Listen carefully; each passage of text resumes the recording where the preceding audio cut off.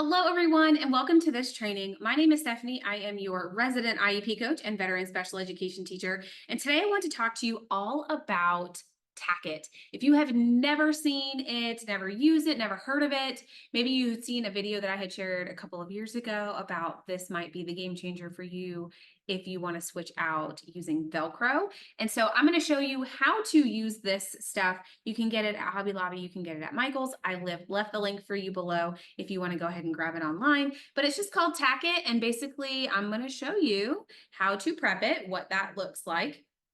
I have some already prepped. And then I'm going to show you how to prep it with an adapted book. You can prep it with any Velcro activity, but you're going to want to make sure that you have front and back pieces, and you're going to see what I mean here in a minute. So what I like to do, and I don't know if everyone does it this way when they prep these dots, is I grab some paper from the kitchen. So this is just the contact paper that you can use, like the cookie sheet paper that you stick on there, the parchment paper. So I use this. I just rip off as many pieces, as many dots as I want to make. I like to have one to go on the top, so you can see these ones are done here. I'm going to show you what I did. It's very simple.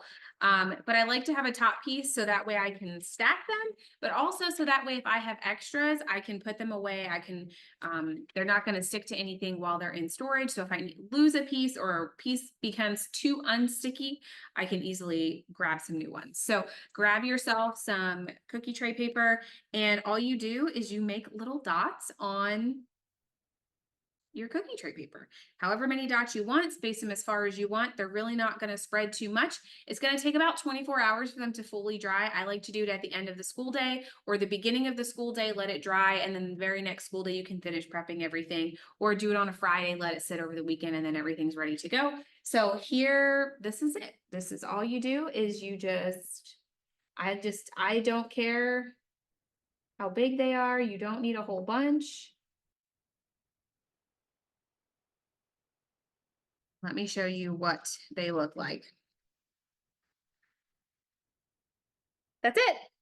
That's all they look like. You're going to let them dry, do them on the whole paper. I will finish that paper, but this is what they're going to look like when they dry. You can see I started in lines and then just put them wherever they fit. So this is what you want them to look like. You want them to be translucent. You want them to be clear. Again, make them as big or as little as you want. I just do a little pea-sized drop and let it dry overnight. The next step is to have whatever you are going to use them on in lieu of Velcro, you want to have that laminated and prepped and ready to go. So I have 5 different adapted books here. I'm just going to prep one.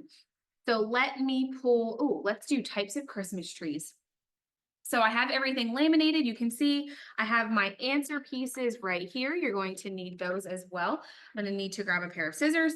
But basically what you're going to do is, because you don't need Velcro, you don't need to put any dots on any of these pieces. So you know how the soft stays, hard travels saying that goes along with Velcro, where you have to put the hard piece on here and then the soft piece goes on the answer pieces.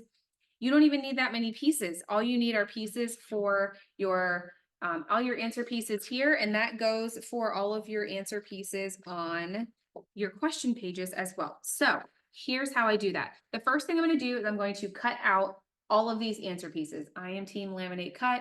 I did an experiment a couple of years ago. I'll link it here with different paper, different lamination pouches, different laminating, and it didn't matter, it all peeled. So I saved myself time and laminate cut. So I'm going to cut these out really quick.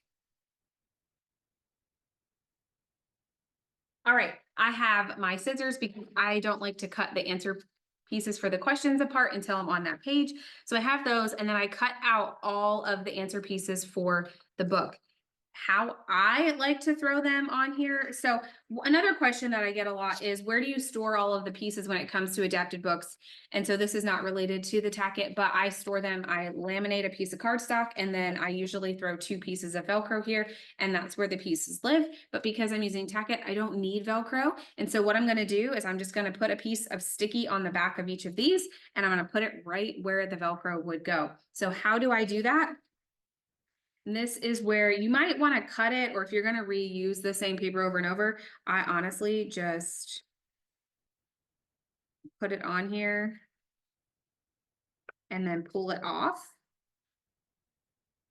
And it's there now. So I can go ahead and do the rest of these just as I did the first one. All right. In there, my 2 rows, just like the Velcro would be. I will say with the Tack-It, so one of the cons is if you have students who like to pick things off, they will be able to, when you pull this off, sometimes the piece does stick to the other piece of laminate. And so instead of the back of the piece, and so you will just have to make sure that you get that piece and it transfers the sticky piece on the back here, and then it transfers with the answer piece that they're moving.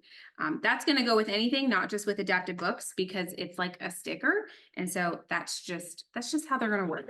So I'm going to do the same thing now on all of my answer pieces here, and there you go. Whoop. You can see that those do stick to just about anything, and so you just want to be careful. But here you go. Here's an adapted book, and so to use it, they would just read the book, find the first picture, make sure the sticky piece stays on the back, and then move it into the book as they read. This is a different book than what we just prepped together, but it also uses the Tack-It. Oh, look, dog hair.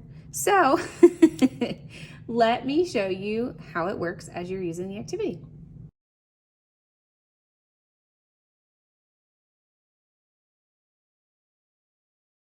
Same thing goes for the answer pieces here. So once they get to the end, they're just going to move the correct picture down here and make sure that the Tack-It sticky piece at the end stays on the back of that answer piece. So you can prep just about anything this way. You can prep file folders, you can prep task boxes, adapted books, adapted work binders.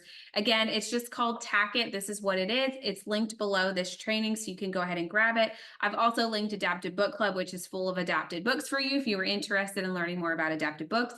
We do have 20 free adapted books on that website page, so I'll make sure to link that for you as well.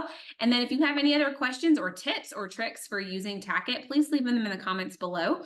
I would love to see how you're using them and what you're using them on in your classroom. Also, don't forget to either like or subscribe the page or subscribe to the channel here, whether you're watching on Facebook, YouTube, Instagram, wherever you are. We are here for you. I'm here to provide you with trainings to help you in the classroom. So thank you so much for being here. Again, my name is Stephanie, and I will see you in the next training.